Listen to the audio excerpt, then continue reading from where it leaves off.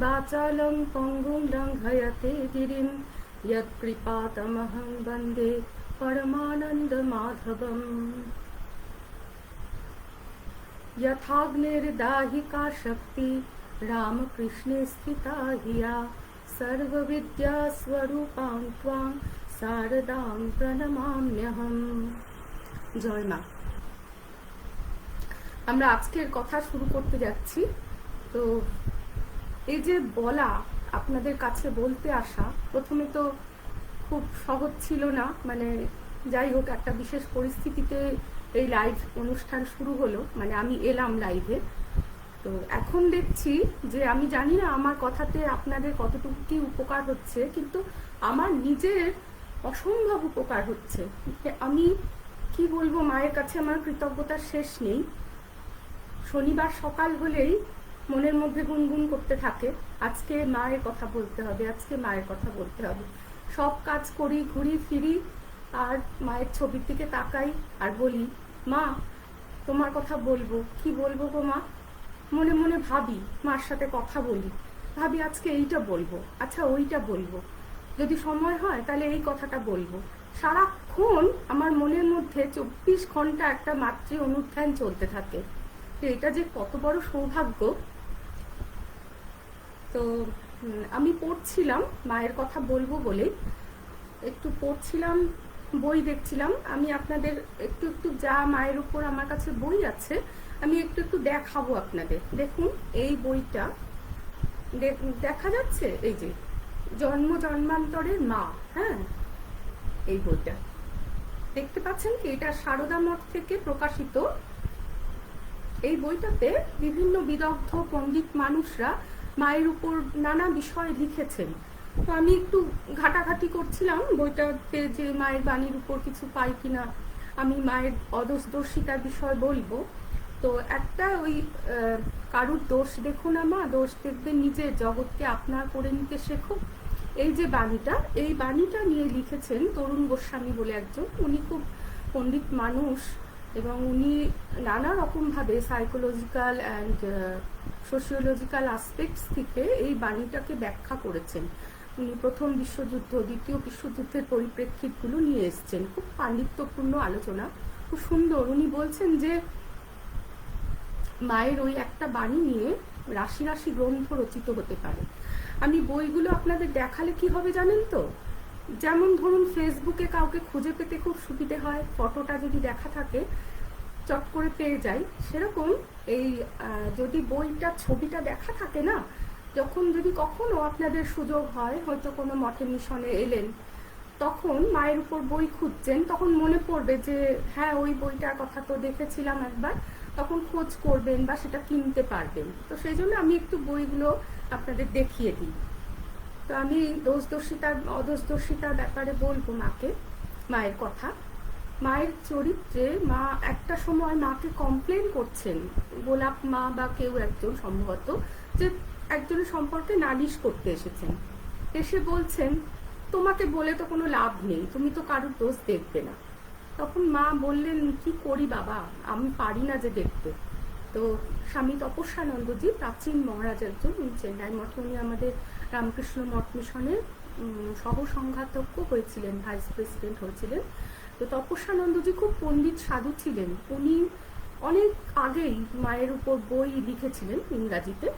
তো ওনার বইতে একটা কথা ছিল যে আমাদের মানুষের হিউম্যান নেচারের যেমন সাধারণ স্বাভাবিক বৈশিষ্ট্য, মা বলছেন না যে মানুষের জলের স্বভাবই এমন যে সে নিচু দিকেই যায়, সেরকম মানুষের স্বভাবটা এমন যে সে স্বাভাবিকভাবেই অন্যের দোষটা দেখে।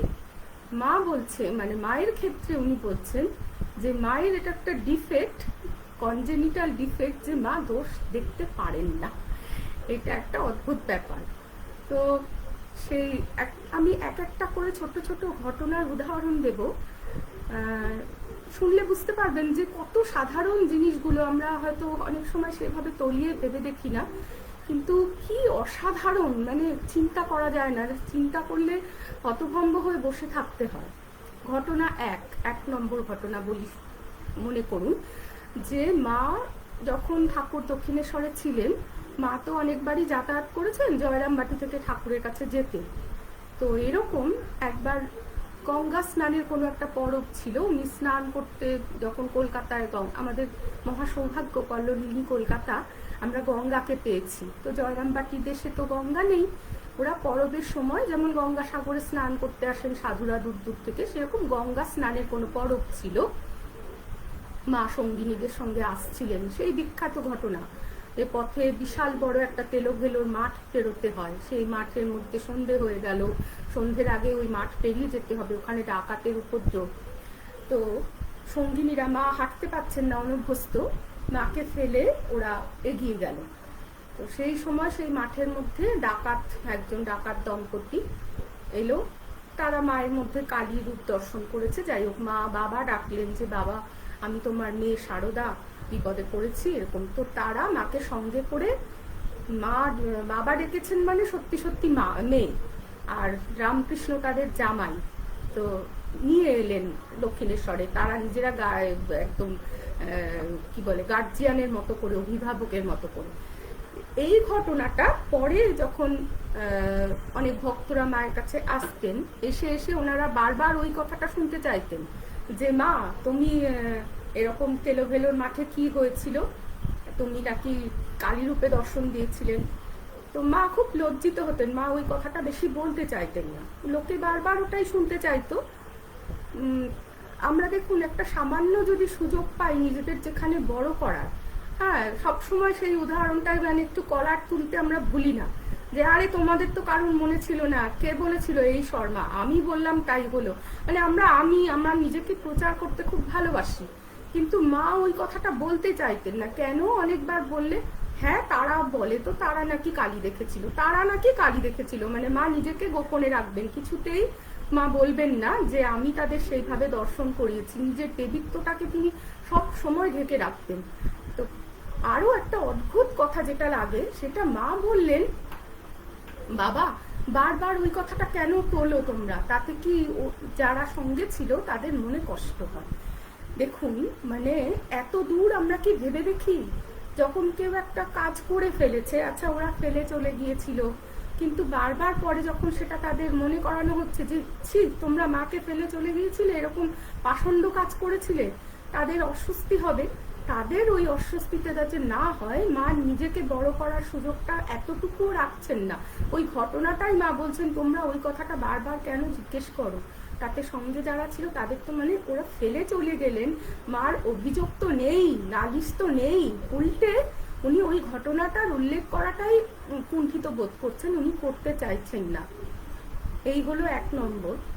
মানে নিজেদের ক্ষেত্রের সঙ্গে আমরা প্রতি মুহূর্তে মায়ের এই আচরণগুলো মিলিয়ে দেখতে পারি যে মানুষের অদোষদর্শিতা কত দূর যেতে পারে।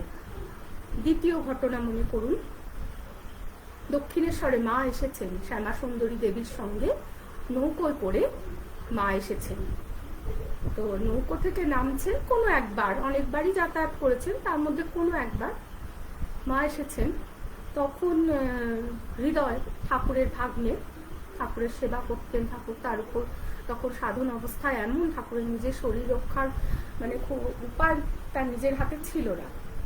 হৃদয় তাকে খুব রক্ষা করেছেন, খুব সেবা করেছেন, ঠাকুর নিজে বলেছেন যে প্রাণ দিয়ে সেবা করেছে ও আমার। কিন্তু হয় কি, যারা যখন খুব সেবা করে তখন তাদের একটা অধিকার বোধ এসে যায়, তো হৃদয় সেই অধিকার বোধটা বেশ ভালো রকম ভাবেই এসেছিল। মাকে দেখেই বলতে শুরু করলেন কি হলো, হঠাৎ করে কি মনে করে এখানে কেন এলে, গজর গজর করতে লাগলো, এখানে হবে টবে না, ফিরে যাও ইত্যাদি, মানে আরো অনেক কিছু যেগুলো হয়তো সেভাবে বইতে লেখা নেই বা আমরা সেভাবে পাইনি। তখন গম্ভীরানন্দজি শ্রীমা সারদা দেবী বইতে লিখছেন যে ঠাকুর আগাগোড়া হৃদয়ে ভয়ে আগাগোড়া চুপ করিয়া রহিলেন। সতীলক্ষ্মীর কাহারও উপর কোনো অভিযোগ ছিল না।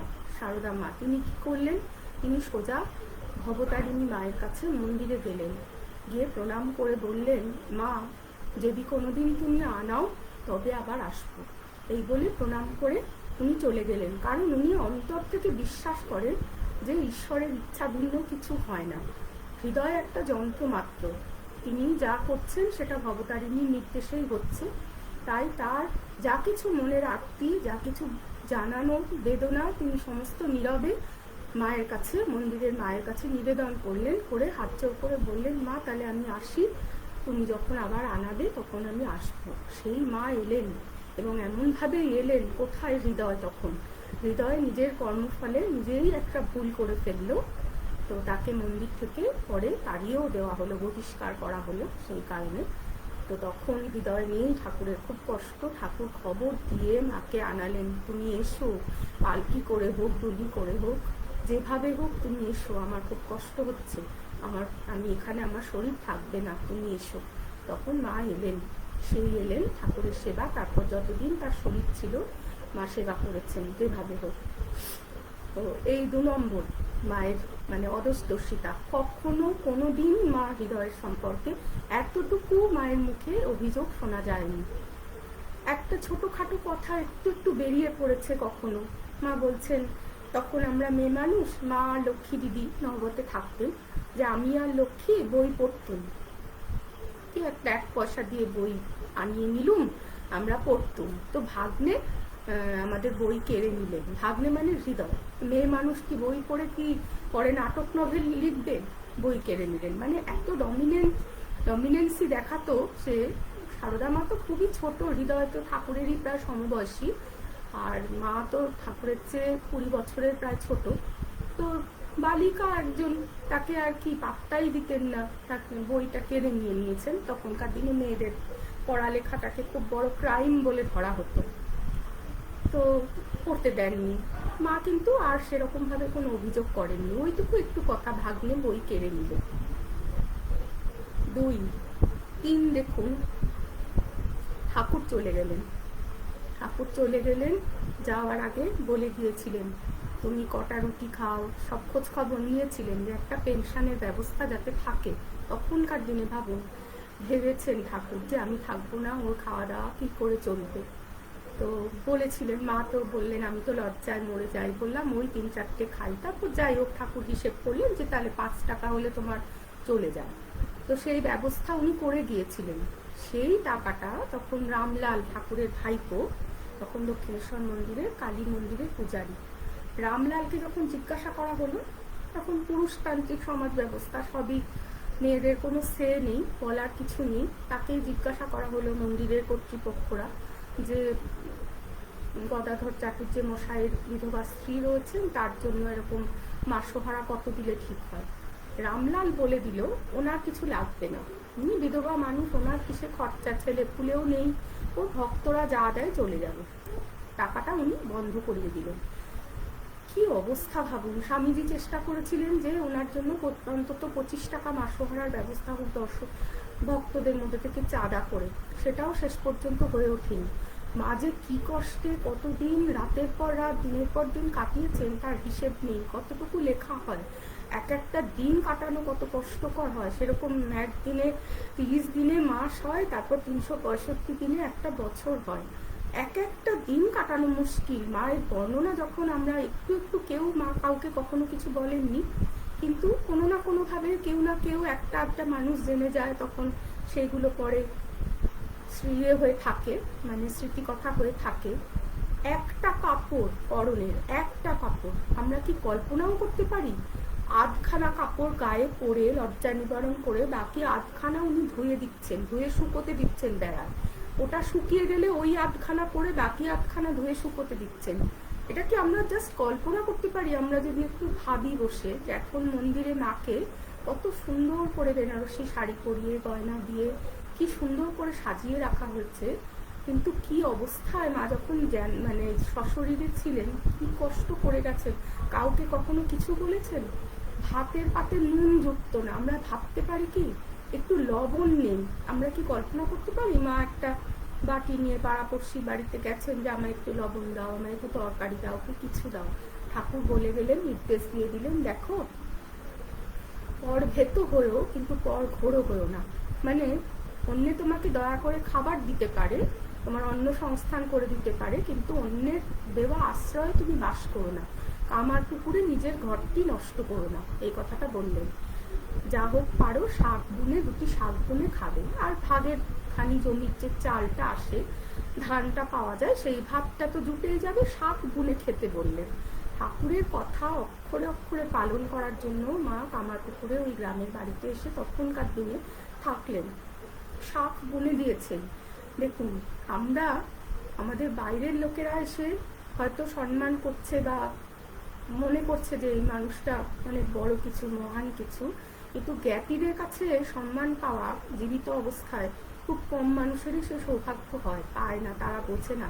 আত্মীয় স্বজনরা বেশি, আমরা বলি না আত্মীয়, ঠাকুর এসে আত্মীয় কথাটার একটা নতুন সংজ্ঞা দিয়ে গেছেন, বলছে যার সাথে আত্মার সম্পর্ক তারাই আত্মীয়। তিনি একবার বলছেন না, এই যে আমার নিজের যে লোকেরা, এই রামলাল অমুক, এদের এত কিছু মনে হয় না, কিন্তু এই যে ভক্তরা চিনি না, 2 পয়সা আমাকে দিতে পারে না, কিছু দেওয়ার ক্ষমতা নেই, তাদের ন্যাংটা ওদের কাপড় নেই, বাড়িতে কেউ ছেলে ছোকরা, তাদের জন্য প্রাণ টানি, তাদের ভালোবাসি, কেন? তারা আপনার ভক্ত।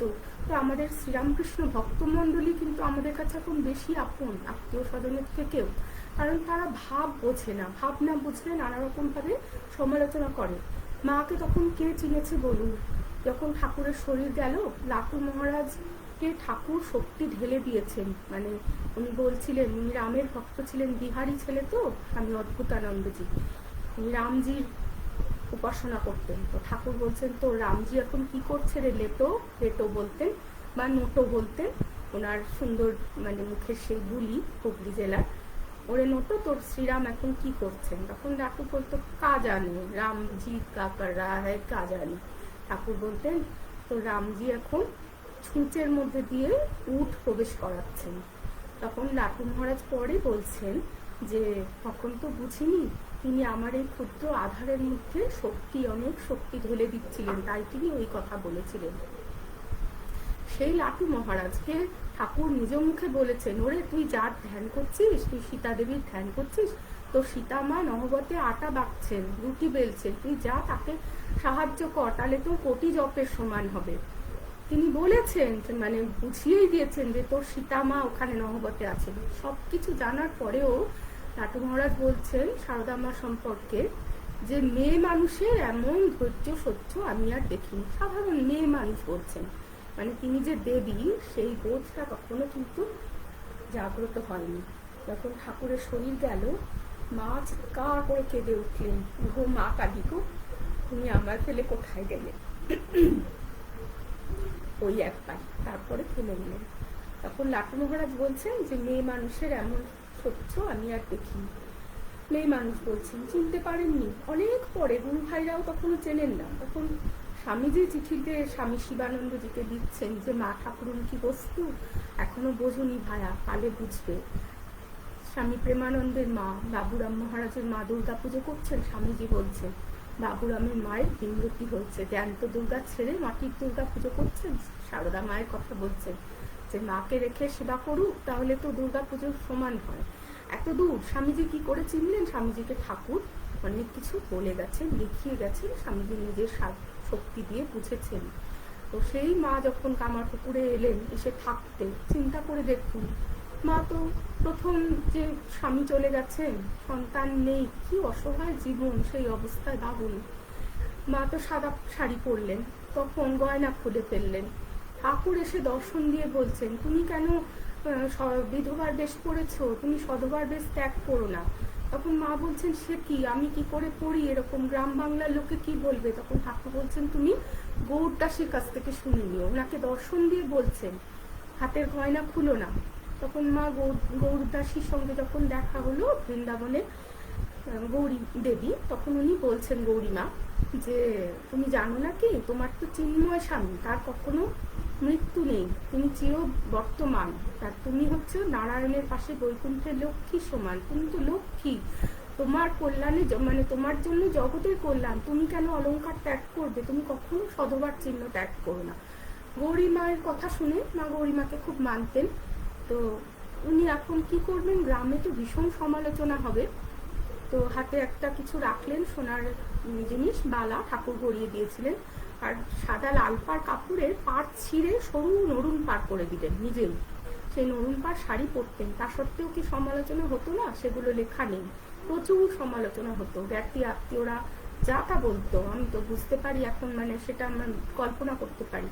মা শাক বুনতেন, একটা জায়গায় পড়েছি লক্ষ্মী দিদি পা দিয়ে মারিয়ে শাকগুলো নষ্ট করে দিতেন। পরে সেই মানে সেগুলো কোথাও নেই, কেউ একজন হয়তো জানে, যারা প্রত্যক্ষদর্শী তারা বলেছে। কিন্তু লক্ষ্মী দিদি খুব উন্নত আধার, উনিও কিন্তু শীতলার অংশ, ঠাকুর স্বয়ং বলেছেন লক্ষ্মী শীতলার অংশ।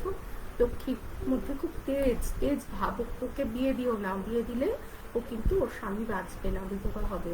তো সত্যি তাই হয়েছিল, নামমাত্র লক্ষ্মী দেবীদের বিয়ের পরেই তার স্বামী চলে যান। লক্ষ্মী দেবীও খুব বড় একজন আধার, কিন্তু ওনার ভাব আলাদা, উনি উগ্র ভাব। উনি গান করতেন, কীর্তন করতেন। নিবেদিতা নিজের বর্ণনা দিচ্ছেন যে উনি যখন এই ক্যালকাটাতে ওনার মানে বাগবাজারে থাকার দিনগুলোর ঘটনা দিচ্ছেন, যে লক্ষ্মী দিদি খুব মজা করতেন, সিংহ সাজতেন, অভিনয় করে দেখাতেন, সকলে হেসে গড়াগড়ি দিত। উনি নানা রকম যাত্রা পালা অভিনয় করে দেখাতেন। লক্ষ্মী দেবীর অত লজ্জা ভাবটা ছিল না, মা ছিলেন লজ্জাশীলা। ঠাকুর বারবার বলতেন যে তুমি কিন্তু লক্ষ্মীর লয়ে লয় দিয়ে লজ্জা ভেঙো না, তুমি লজ্জাটা রেখো, লক্ষ্মীর ভাব আলাদা। তো ঠাকুরই জানেন কার ভাব কি। লক্ষ্মী দেবীর আশ্রম আছে পুরীতে, কিন্তু সে এখন দেখুন, তখন লক্ষ্মী দেবী মাকে পাত্তাই দিচ্ছেন না, মানে কিছু মনেই করছেন না যে ও আবার কি, মানে আমরা হয় না এরকম, মা যে ঠাকুর জানেন মানে কি রেখে গেলাম আমি, জগৎ কি পাবে, তার যে সমস্ত স্নেহ সুধা ভাণ্ড মা রূপে তিনি জগৎকে একটা মা দিয়ে গেছেন। মা বলছেন যে আর কেউ না থাকুক, জানবে তোমার একটি মা আছে। এখন যত দিন যাচ্ছে সেটা ভালো করে বুঝতে পারছি যে আমরা সবাই অন্তরে অন্তরে সারা জীবন যতই বুড়ো হই না কেন, বয়স হোক না কেন, আমাদের একটা মা লাগে। মায়ের মতন করে সম্পূর্ণ নিঃস্বার্থভাবে খুশি হতে, আমার সুখে সুখী হতে, আমার দুঃখে ব্যথিত হতে কে পারে? মা ছাড়া কেউ পারে না, একটা মা লাগে। তো যার মা আছে সে ধন্য। যখন গর্ভধারিণী মা থাকে তখন বোঝা যায় না, চলে যায় তখন বোঝা যায় যে কোন জায়গাটা চলে গেল, কোন জায়গাটা আমার শূন্য হয়ে গেল। তখন কি সব কিছু ওই জুড়ে মা হয়ে দাঁড়িয়েছে। ভাগ্যিস মায়ের ওই বাণীটা ছিল যে আর কেউ না থাক, জানবে তোমার একজন মা আছে। এখন যত দিন যাচ্ছে বুঝতে পারি, এখন নিজের মা বলতে নিজের মায়ের মুখটা আর মনে পড়ে না, ওই সারদা মায়ের মুখটাই মনে পড়ে। মায়ের কৃপায় এইটুকুনি হয়েছে। তো মা কিন্তু কখনো কাউকে অভিযোগ করেননি যে আমার এই নষ্ট করছে। ভাবুন, মাকে একমাত্র ভানু পিসির বাড়িতে যেতেন, গিয়ে একটু শান্তি পেতেন, আঁচলটা বিছিয়ে ওখানে শুয়ে পড়তেন। ভানু পিসি বুঝতেন মাকে, মায়ের কষ্টটা। মানুষ আমরা যখন বুঝি না কত, মানে এই মানুষটার ভবিষ্যৎ কি পাবে এর কাছ থেকে, ইনি কেন রয়েছেন, তার উদ্দেশ্য অনেক কিছু। আত্মীয় স্বজনরা তো বেশিরভাগ, একইরা তো একদমই তখন চিনতে পারে না। মায়ের নিজের ভাইরা যখন কত লোক এসে মাকে চরণ পূজা করছেন, সবাই দেবী দেবী বলছেন, তখন তারা বলছেন যে লোকে এত দেবী দেবী বলে, মায়ের ভাইরা বলছেন তারা সেই জমি টমি নিয়ে অশান্তি, তারা ভীষণ রকম বিষয়ী, অন্যরকম মন, তারা বুঝতেই পারছে না, তারা সম্পত্তি নিয়ে খুব বখেরা করছে। মাকে এসে বলছেন লোকে যে এত দেবী বলে, কই দিদি, আমি তো কিছু বুঝতে পারি না দিদি। মায়ের ছোট ভাই বোন অনেকগুলো ছিল। তখন মা বলতেন কে বলেছে তোদের, আমি তোদের দিদি, তুই আমার যেমন কালী, যেমন আমি তোর সারু দিদি, তাই ব্যাস, তোকে আর অত সত্য ভাবতে হবে না। তো এক গ্রামের এক মহিলা অনেক দিন পরে এসেছে, এসে দেখছেন ভক্তরা মায়ের জন্য কত কাপড় মিষ্টি ফল টল পাঠাচ্ছেন, খুব আফসোস হচ্ছে দেখে।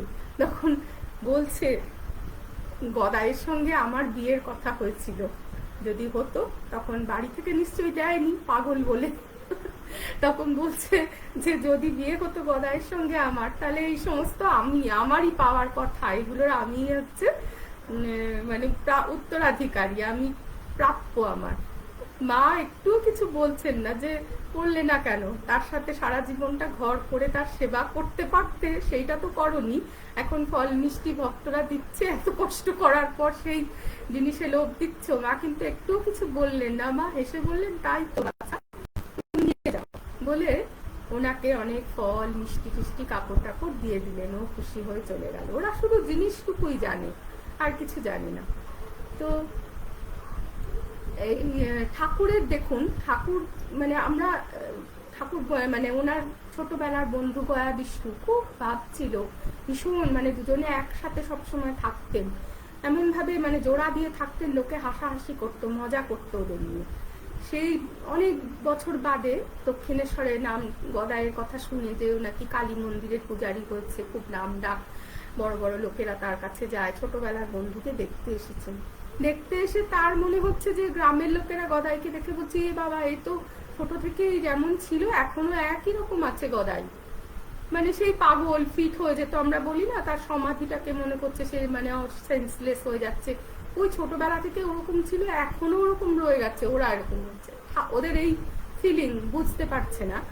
আর ঠাকুর ওদের কি বলছেন, ঠাকুর বলছেন গয়া এসেছিল, গয়া বিষ্ণু দেখলুম, তাতে আর কিছু নেই, ডাইলিউট হয়ে গেছে। কি অপূর্ব কথা, ডাইলিউট। ডাইলিউট মানে তরল, মানে দুধের মধ্যে যেমন জল মিশলে দুধটা পাতলা হয়ে যায়, খাঁটি দুধ আর থাকে না, সেরকম মানুষের ভেতর যখন সার বস্তু কমে যায়, অসার বস্তু মানে হাবি জাবি সংসার বিষয় বাসনায় ভর্তি হয়ে যায়, তখন সেটা মানুষটা ওরকম, ঠাকুর ওইটাকে উদাহরণ দিচ্ছেন ডাইলিউট হয়ে যাওয়া, তরল হয়ে যাওয়া। আমি তো তখন একটু অল্প কিছু অন্যরকম চিন্তা ভাবনা মনে এলেই আমি ভাবি, এই রে ঠাকুর বলবেন এই মেয়েটা ডাইলিউট হয়ে যাচ্ছে, যেন সবসময় ডাইলিউট না করে দিও ঠাকুর, মনের মধ্যে যেন উচ্চ চিন্তাগুলো থাকে। তো সেইভাবে মা জয়রামবাটিতে ওই রকম কষ্ট করতেন, ওইভাবে থাকতেন। তার মধ্যে দেখুন গোদের উপর বিষ করা হরিশ নামে এক ভক্ত পাগল হয়ে গিয়েছিল, মাথায় একটু দোষ হয়ে গেছিল, সে এলো জয়রামবাটি কামারপুকুরে।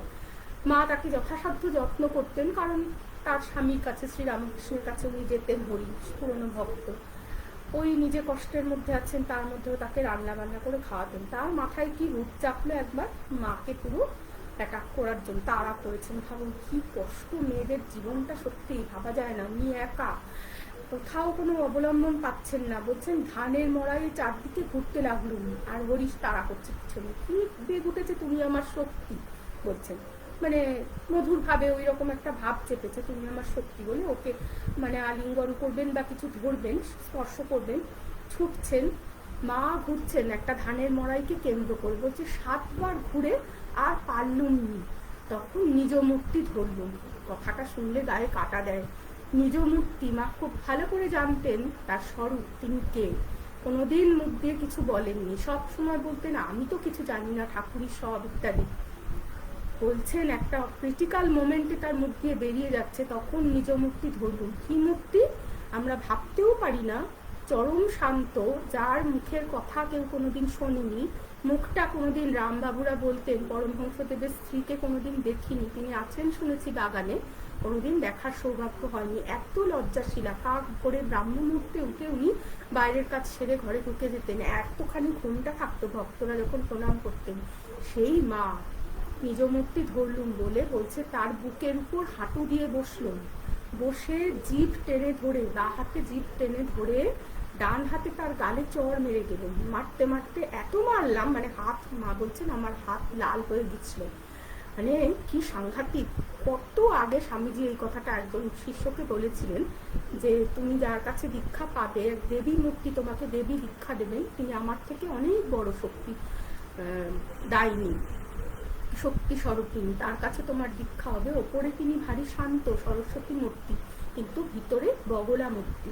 মা নিজের মুখে তার প্রমাণ দিয়েছেন। বগলা দেবীর প্রিয় ফুল হলুদ রঙের পীত পুষ্প।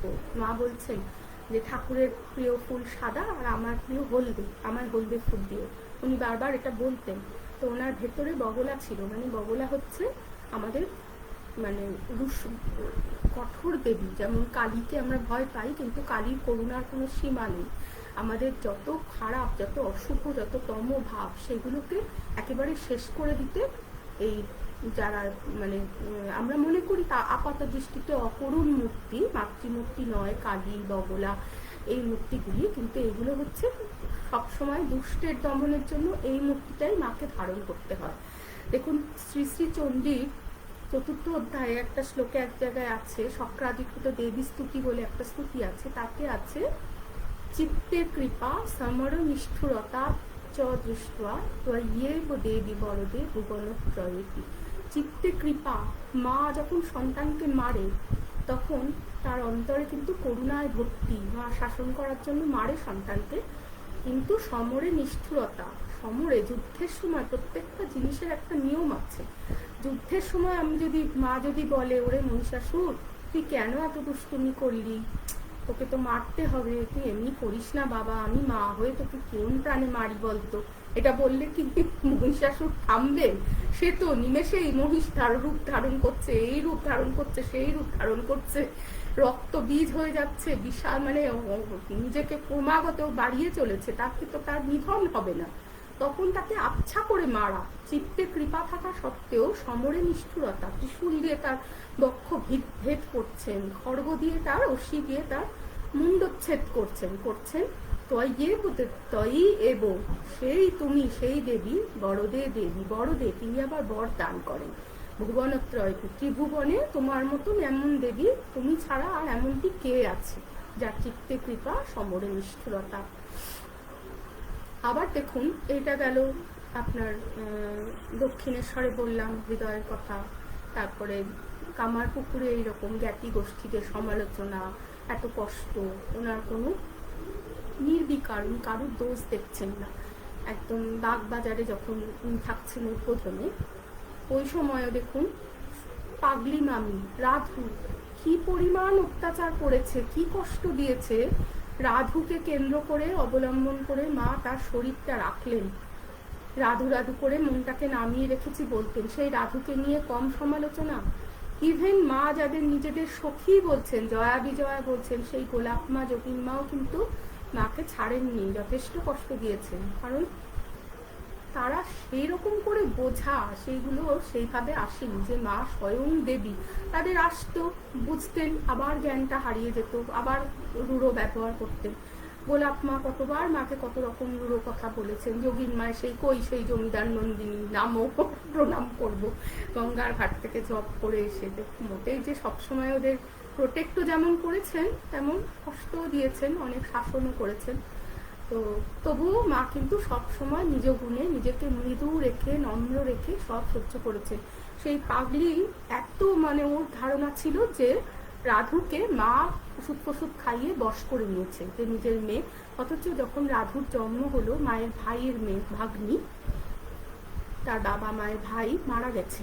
তো সুরবালা দেবী মানে পাগলি মামি যে আমাদের সুরবালা দেবী তখন মানে অন্তঃসত্ত্বা, মায়ের এত করুণা হলো যে এই পাগল এ কি করে সন্তানকে মানুষ করবে। তখন রাধু হলো, দাওয়ার মধ্যে দিয়ে ছোট্ট শিশু ল্যাংটো হামাগুড়ি দিয়ে যাচ্ছে, চুলগুলো রুক্ষ, সারা গায়ে ধুলো মাখা, কাঁদছে, কেউ কোলে তুলছে না। তখন মার মন একদম কোথায়, ঠাকুর চলে গেছেন, মা ভীষণ মানে মনটা এত বৈরাগ্য, মানে এই পৃথিবীতে যেন আর থাকবেন না, ওনার শরীরটা পড়ে আছে, মনটা কোথায়। ওই রাধুকে হঠাৎ দেখে একদিন মহামায়া ওকে অবলম্বন করে মার মনটাকে নামালেন আমাদের জন্য, কারণ তাকে থাকতে হতো। রাধুকে কোলে তুলে দিলেন। আহারে বাচ্চা, এই মানটা পাগল, বাবা নেই, বাচ্চাটাকে কে দেখবে আমি ছাড়া। ওই একটা বোধ এলো, মায়ায় উনি নামলেন, কোলে তুলে নিলেন। সেই রাধুকে খুব ভালোবাসতেন, মানুষ করতেন, অথচ অন্তিমকালে রাধুর প্রতি পুরো মন উনি তুলে ফেলেছিলেন। তো সুরবালা দেবী একদিন মাকে বলছেন, ঠাকুরজি মর। মা বললেন, পাগলি জানে না যে আমি মৃত্যুঞ্জয়। কত বড় কথাটা বললেন যে আমার মরণ নেই। সত্যি তো মরবেন না, যতদিন সভ্যতা থাকবে। দেখুন আজকে রাম 10,000 বছরের পুরনো, যীশু খ্রিস্ট ভাবুন। যা আমাকে একজন বলছিল যে মায়ের কথা শুনে এখন কি হবে, মা তো এখন ব্যাকডেটেড হয়ে গেছে, নৈসব চলে না, এখন নতুন কিছু। তখন আমি বললাম যে ঠিক আছে, মায়ের কথা যদি না, মাকেই তো এখন চাই জগতে। মায়ের বাণী নিয়ে এখন পুরো রিসার্চ হচ্ছে, মানে কত অশান্তিতে মানুষ জ্বলে পুড়ে যাচ্ছে কষ্টে। মায়ের বাণীগুলো এখন শান্তি বাণী। মাকে না ভালো লাগে, কাকে ভালো লাগে? বুদ্ধকে ভালো লাগে, যিশুকে ভালো লাগে, চৈতন্যকে ভালো লাগে। যাদের যে কারুর একজনের বাণী ধরো, তাদের বাণীগুলো চিরন্তন, শাশ্বত। কারণ তারা যে কথাগুলো বলেছেন সেগুলো সমস্ত দেশ কাল সমস্ত অতীত। আমরা বলি না কালাতীত, দেশাতীত। একটা কিছু কথা থাকে যেগুলো একটা সাময়িক সময়ের জন্য খাটে, একটা নির্দিষ্ট সময়ের জন্য। সভ্যতার উত্থান পতনে সেগুলো নষ্ট হয়ে যায়, কালের প্রভাবে পুরনো হয়ে যায়, আবার অন্যরকম কিছু আসে। একটা জিনিস যেটা এখনকার যুগের জন্য হয়তো ভালো, আগে কিছু বছর আগে সেইটা ভালো মনে করা হতো না, পাল্টায়। কিন্তু অবতারদের বাণীগুলো কখনো কিন্তু তাদের ভ্যালু নষ্ট হয় না, তাদের ভেতরের যে মানে কল্যাণ নিহিত থাকে সেই বাণীর অন্তরে, তারা বাণী রূপে থাকেন। এখনো যিশুর যে কোনো একটা বাণী নিন, সেইটা নিয়ে আপনি সারাটা জীবন কাটিয়ে দিতে পারবেন, মনন করতে পারবেন এবং আপনার জীবনটা ধন্য হয়ে যাবে। বুদ্ধের কোনো একটা বাণী নিন, চৈতন্যের নিন, সারদা, রামকৃষ্ণ, এগুলো থাকবে চিরকাল। মানে এইগুলো কোনোদিন, যতদিন চন্দ্রসূর্য আছে, এই সৃষ্টি থাকবে, ততদিন এগুলো থাকবে। তো কি যেন বলছিলাম, হ্যাঁ, তো সুরবালাকে বলছেন যে পাগলি জানে না যে আমি মৃত্যুঞ্জয়। আরেকবার উনি ওরকম একটা বড় বেগুন দিয়ে রাধু কোথায় মেরেছিল। তো মা বললেন যে আমি কি বললেন, একটু রাগারাগি করলেন না, অভিযোগ করলেন না। মার এত ব্যথা লাগলো, চোখে জল এসে গেল। মা বললেন নিশ্চয়ই কোনো জন্মে শিবের মাথায় কাটা শুদ্ধ বেলপাতা দিয়েছি, তাই আমার এত কাটা, এত জ্বালা। নয়তো আমি শুদ্ধ, আমি তো ফুলের মতন মানে বৈকুণ্ঠে নারায়ণের পাশে বসে থাকতে পারতাম। জীবনে তো পাপ চিন্তা কাকে বলে জানিনি, মনে শুদ্ধ পবিত্র, অপাপবিত্রা, পবিত্রতা স্বরূপিনী। বলছেন যে এমন স্বামী পেয়েছিলাম, দেবতার মতো স্বামী, তিনি কখনো আমাকে ফুলটি দিয়ে আঘাত করেনি। তখনকার দিনে তো প্রাচীনকালে অনেক ছোট পায়ের বয়সে মেয়েদের বিয়ে হতো, স্বামীরা ভুল ত্রুটি করলে অনেক সময় তখনকার সমাজ ব্যবস্থা অনুযায়ী বউদের একটু মারধরও করতেন। মানে এটা তখন খুব অপরাধ, মানে নারী নির্যাতন হিসেবে ধরা হতো না, স্বাভাবিক ছিল। গ্রামে গঞ্জে স্বামীরা বউয়ের গায়ে হাত তুলতেন।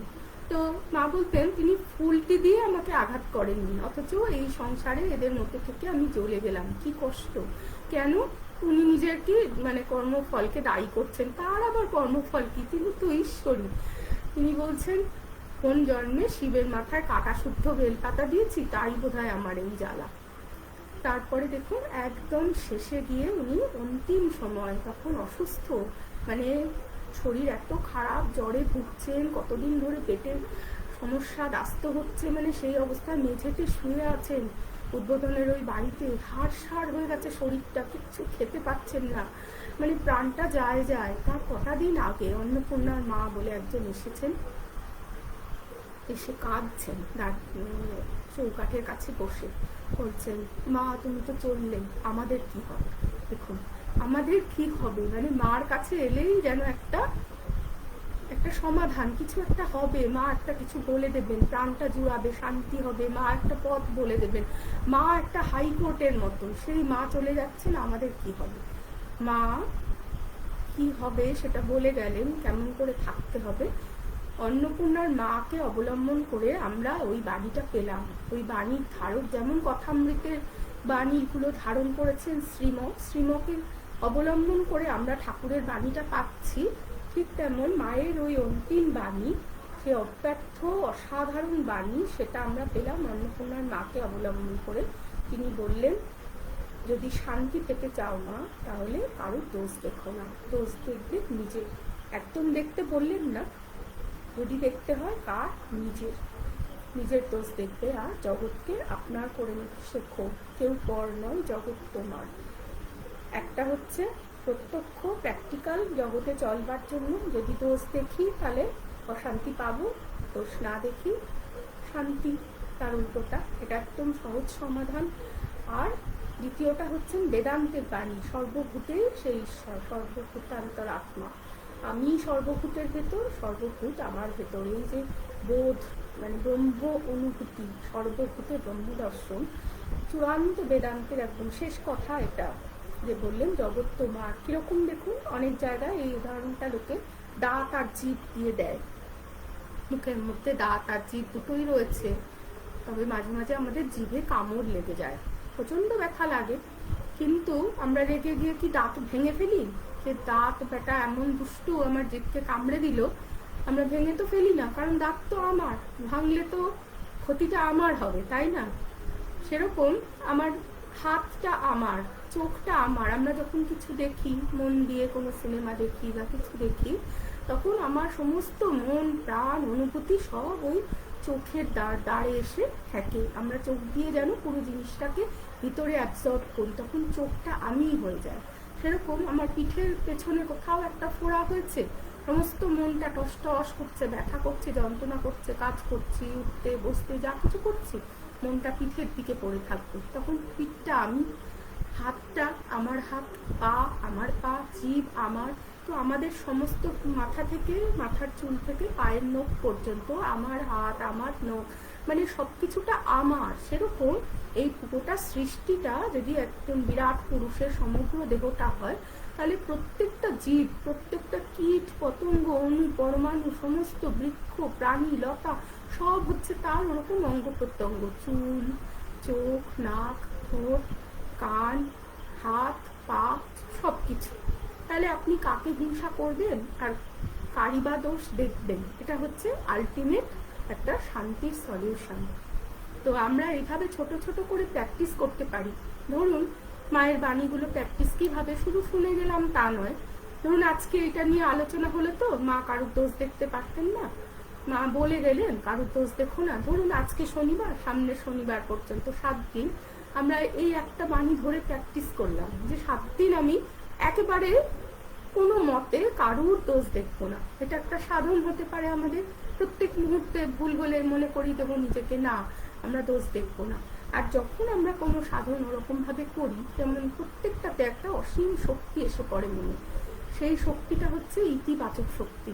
ঈশ্বর তখন আমাদের মধ্যে দিয়ে আরেকটু বেশি করে কাজ করবার সুযোগ পান। আমাদের মধ্যে তো তিনিই আছেন ভর্তি, আমরা এত চাপা দিয়ে রাখি আমাদের নানা অহংকার, নানা সংস্কার দিয়ে, যে তিনি প্রকাশ হতে পারেন না। কিন্তু ওইগুলো সরিয়ে দিলে তিনি প্রকাশ হওয়ার সুযোগ পান, আর খুব পজিটিভ এনার্জি আসে। তখন আমরা আগের থেকে আরো অনেক সুন্দর করে, আরো ভালো করে, অনেক ভালো ভালো কাজ করতে পারি। সেটা সেই যোগ্যতাটা আসে। যেমন কেউ বড় কোনো মন্দির প্রতিষ্ঠা হবে, কিছু হবে, সেখানকার সাধুরা মৌনব্রত রাখেন কেন? বাকের মধ্যে দিয়ে আমাদের প্রচুর শক্তি বেরিয়ে যায়, তারা বাক সংযম করেন, মৌন হন, তাহলে ওই শক্তিটা আমাদের মধ্যে স্টোর হবে। সেরকম আমরা যখনই কোনো কিছু এরকম প্রতিজ্ঞা করি, অনুশীলন করি, আমাদের মধ্যে একটা আলাদা শক্তি এসে পড়ে। তো আজকে খুব ভালো দিন এই কারণে যে আগামীকাল হচ্ছে আমাদের ভারতের স্বাধীনতা দিবস।